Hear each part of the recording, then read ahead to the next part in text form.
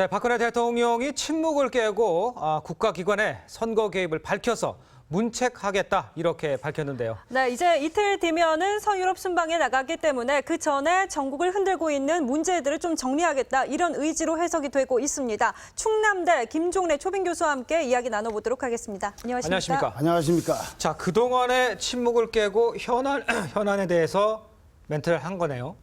네. 그동안 이제 왜 얘기를 안 하느냐 논란이 있었지만 그렇습니다.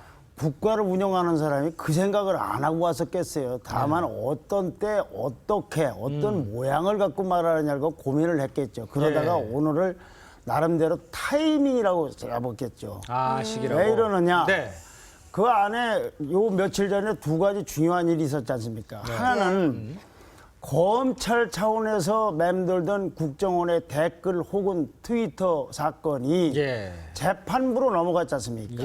윤석열 팀장이 얘기하던 바대로 법원이 그걸 받아들여서 전부 한꺼번에 재판을 하자고 그랬지 않습니까? 그렇죠. 그게 받아들여졌죠. 네. 그렇게 해서 이제 무대가 여의도나 또는 검찰을 소재로 여야 간에 성명 전하거나 싸울 필요가 없이 이제 사법부로 갔다. 네.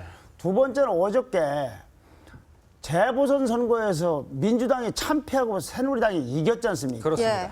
이제 그런 상황 속에서 더군다나 이제 앞으로 이제 2일 날부터 한 6박 8일 정도 서유럽을 순방하고 오니까 이때를 터닝 포인트로 잡아서 이런 의지를 표명하자. 이러겠죠. 그 내용은 한 5가지 정도로 요약할 수 있을 것 같아요. 뭐 이제 말이 어떻든 간에 요지를 얘기하면 자. 그동안 있었던 일은 다 이제 공방을 주고받았는데 근데 사법부가 하니 상권 분립 사회에서 사법부의 판단을 존중하지 않으면 어떡합니까? 그렇죠. 그러니까 그동안에는 두 번째는 사법부에 넘어갔다. 그러니 그동안에는 이른바 정쟁이란 이름에 뭐 싸우고 툭탁거리고 사과를 하느니 어쩌느니 하는 이 장애 투쟁이니 어쩌니 그런 걸 하지 말자. 그다음에 이렇게 된 결과물로서 재판 결과 진상이 낱낱이 드러나면 국민 앞에 공개가 될고 할 것이며 그에 따라서 책임자가 나오면 엄단하겠다 있다면 그리고 앞으로 내년 지방선거라든가 등등 선거에서 일체에 공무원 혹은 공무원에 준하는 사람들이 조직적이든 혹은 개별적으로 선거에 정치 개입하는 일은 절대 못하게 하겠다. 이것이 뜻인 것 같아요. 그 메시지가 쉽게 말씀드리면. 그렇겠군요. 지금 보면은 뭐 국론 분열과 극한 대립은 자제해라 이런 말도 했는데요. 뭐 어제 선거 결과 나오지 않았냐, 민주당 이제 그만해라, 뭐 이런 걸로 해석을 해도 됩니까? 민주당만 겨냥한 건 저는 아니라고 보고 아니어야 한다고 봅니다. 왜 그러냐면은 그동안에는 검찰이 움직임에 대해서 여는 여대로 야는 야대로 무슨 놈의 귀동냥을 하는지 거의 실시간 중계를 해왔지 않습니까? 그렇죠. 공소장 내용도 공개를 하고 뭐 검찰 수사실에서 문건에도 안 났고 내부적으로 주고받은 얘기까지 하고 있으니 이제 이러지 말아라. 다만 사법부의 판단이 나온 다음에 그 판단 자체를 비평을 할 수는 있을지 모르지만은 재판하는 과정마다 일일이 여의도에서 이건 이렇게 재판해라 저건 저렇게 재판해라 그러면 아마 그쪽이 이제부터 새로운 데에 시작될 때 완패를 하게 될 겁니다. 국민들로부터. 그리고 법원이 가만히 있겠습니까? 그렇죠. 그런데 지금 보면 박근혜 대통령의 이제 발언에 대해서 아직 민주당의 반응은 나오지 않았습니다만 제대로 하겠다, 검사하겠다 이렇게 조치를 다 취해 놓은 상태에서 야당에는 특별히 이제 내놓을 카드가 없어진 상황인 것 같습니다. 어떻게 보십니까? 아니 저건 상식적으로 봐도 검찰이 할 때는 혹시 모르지만 그것도 안 되는 거지만 법원으로 넘어간 거를 판단 기다리고 있지 않은데 거기에 나 법원 판단 못 기다리겠다 할 수도 없는 거고. 그러고 나서 그때의 결과물로서 무슨 가령 지금 박근혜 대통령에도 책임이 있다면 그분이 사과를 하든 유감 표명을 하든 그건 그때 문제고 그때 안 하면 그때 정치적으로 얘기를 하면 되는 것이지 지금은 미리 재판부에 영향을 주고 예단해가면서 이러니까 사과해라 이러니까 사과 못한다는 건 가장무도회를 하고 있는 거 아니겠어요? 그러니까 야당이 안 듣는다고 하는 게 이상하지 않습니까? 뭘 안 들어야 될런지는 모르겠어요. 그런 상황이 돼버렸네요. 야당과 여당이 이렇게 시끄럽게 싸우고 있으니까 박 대통령도 내년 선거에는 이번 의혹들을 반면 교사 삼아서 선거 문화 끌어올리라 이런 말을 했거든요. 그러니까 결국은 이번 투표율이 낮았던 거에 대해서 여도, 야도 둘 다 책임이 있다 이런 말을 하고 있는 건가요? 그렇다고 봐야죠. 정쟁을 하고 있으니까. 예. 원래는 검찰 수사에 대해서 이렇다 저렇다 할 게 없는데 예. 다만 이제 그동안에 논란이 있었지만 윤석열 팀장이 얘기한 걸 법원이 받아들였으니까 이제 야당이 하자는 대로 안 한 게 없어요. 재판을 다 놀려놓고 같이 하자. 네. 공소장 변경 신청을 받아들여서 트위터 사건까지 재판한다고 그랬으니 다만 이제 내년 지방선거부터는 공무원들 아까 말씀대로 조직적이든 네. 기관장 책임하에 그런 이상한 일이 벌어지든 예. 개별적이든 이런 또는 공무원이든 준공무원 단체 혹은 조직이든 간에 그건 아주 엄단을 하겠다. 아. 근데 사실은 그것이 선거 문화를 끌어올리는 게 아니라 선거 문화의 정상화입니다. 그렇겠죠. 안 해야 되는 걸 안 하는 것이 그렇죠. 그게 무슨 그렇죠. 네, 그렇군요. 그밖에 다른 선거 문화를 업그레이드 시키려는 다른 구상이 있는지는 저는 혹 모르겠어요. 예컨대 예. 기초단체장 공천분분대 같은 데에 대해서 어떤 생각이 있는지는 모르겠어요. 그건 저는 알지를 못한다는 말씀입니다. 예. 그거 하나로 갖고는 정상화지 그게 끌어올리는 게 아니라는 얘기죠. 예. 제 느낌으로는 지금 박근혜 대통령이 일단 대체적으로 정리를 한 상황 같은데. 그렇죠. 이렇게 된 상황이면은 지금 서청원 의원이 지금 원내로 들어와서 야당과의 관계에서도 새로운 관계를 모색하면서 큰 역할을 할 수 있는 상황이 좀 마련된 거 아니겠습니까? 예. 어떻게 보십니까? 그렇겠죠. 우선은 예. 재판을 넘기고 그 후에 결과를 보고 처리한다는 거지 재판부에 넘겼으니까 아무것도 안 한다는 게 아니지 않습니까? 그렇죠. 책임자도 처벌하고 재발방지책도 만든다고 했으니 서청원 의원은 마침 이러한 때에 적어도 여당 사람들이 기대하는 대로 7선의 중진급으로서 와서 거중 조정을 한다 이제 병풍 역할을 할 수 있다면 네. 야당을 설득하고 새누리당을 다독거려서 이제 정쟁하지 말고 우리 민생 쪽도 좀 들여다보자. 네. 이런 거에 대한 역할을 오히려 서청원 의원으로서는 출근하는 날부터 큰 일거리가 주어진 거죠. 말하자면. 예. 아, 그런 상황이군요. 서청원 의원이 출근길부터 큰 일거리를 받기도 했는데 어찌 보면 또 운이 좋다고도 할 수 있을 것 같습니다. 이렇게 한번 박 대통령이 정리를 했으니 이 판에 들어오기도 조금 더 낫지 않을까 그런 생각도 좀 해봅니다. 기본적으로 국회의원은 운 나쁜 사람은 안 돼요. 예, 훌륭한 알겠습니다. 국회의원은 또 얼마나 운이 좋아야 되는지 모르지만. 예, 그런 것 같습니다. 지금 보면은 김한길 대표는 좀 운이 안 좋은 것 같아요. 계속 뭔가를 좀 하려 그러면은 자꾸 어긋나는 지금 상황이 벌어지는 것 같은데 계속해서 지금 선거에서도 5연패죠. 이렇게 된 걸 보면은 그쪽은 조금 운이 안 좋다 이렇게 봐도 됩니까? 그러면? 그렇게 좀 그런 입장이었는데 예. 김한길 대표도 지금 속으로는 고민을 좀 해야 될 거예요. 예. 지금 사법부로 판단에 맡기고 좀 기다려보자. 안 한다는 예, 게 아니다는데 그걸 나 못 기다려 이렇게 말하기도 어렵고. 그런데 이제 친노 세력이 또 여기서 어떻게 움직일지 모르죠. 막 가령 화성갑 선거에서 진 것이 예.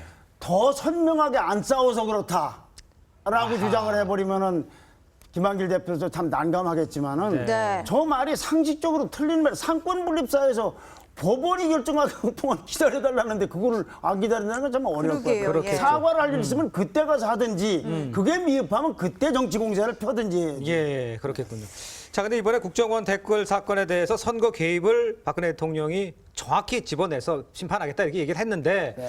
그렇다면 이게 지금 박근혜 정부에 있었던 일이 아니고 이명박 정부 때 있었던 일이지 않습니까? 그러면 이명박 정권 내에서도 이 건에 대해서 어느 정도 발언을 좀 해야 되는 상황이라고 보시지는 그래서 않습니까? 논리적으로는 그렇습니다. 다만 네. 전직 국가 원수가 어떻게 처신해야 되는지에 대해서는 저는 철학적 고민을 좀 덜 해봐서 명쾌한 답변을 드리기가 어렵습니다만은 네.